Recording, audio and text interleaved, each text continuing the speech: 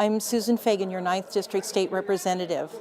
Thank you for tuning in for my weekly updates on the 2012 session of the legislature, and thank you again for trusting me to represent you.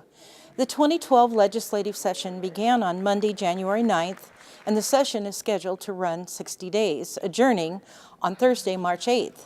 It was an eventful week in the House. On January 31st, the House Education Appropriations and Oversight Committee, on which I serve, held a hearing on House Bill 2533, the Republican Fund Education First legislation. This is a bill we have introduced since 2006, and we finally received a public hearing on the idea. The legislation would require state budget writers to fund K-12 basic education first in a separate budget, then have the governor sign it before the other state programs and agencies receive funding. This would be a great way to take the politics out of education. Gambling on a tax increase this fall to fund what our state constitution calls the paramount duty of the state is not wise. We should fund education first and align the rest of our spending based on priorities. Speaking of which, I find it interesting that I received a press release from the Department of Ecology announcing more grant money in the budget to help local governments pay for compliance with their revamped stormwater rules and regulations. First, we don't even have a copy of the budget, that the majority party has not yet released any outline for their spending plan.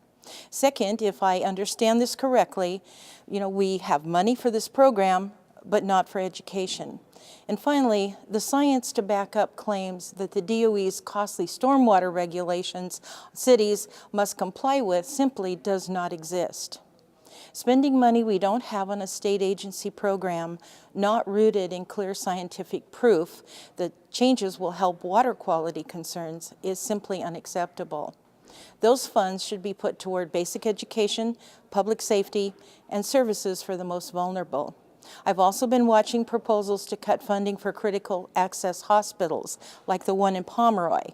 These hospitals serve a valuable function by offering local emergency care in areas of the state that are far from urban centers or large state-of-the-art medical facilities. We must protect this funding and sideline things like DOE's stormwater regulations in this tough economy.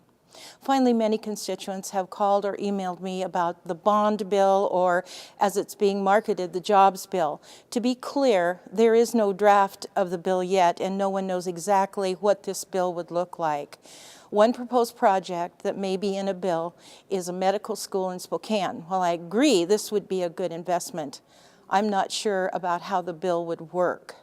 What I do know is that we are maxed out on our state debt limit. As tax collections lag, our debt-to-income ratio grows.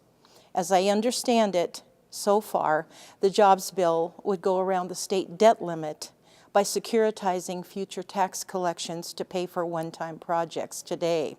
I'm also concerned that the hardest hit segment of our job market, small business, would not benefit from such a bonding situation. I simply do not have enough information on how such a bond bill would affect future state budgets and what types of projects may or not be funded, but I'll keep you informed as I learn more. Your comments and opinions on legislation are very important to me and will help guide my decisions on the session's critical issues. I encourage constituents to subscribe to my weekly email updates by logging on to my legislative website. I'm Representative Susan Fagan. Thank you again for allowing me to serve you.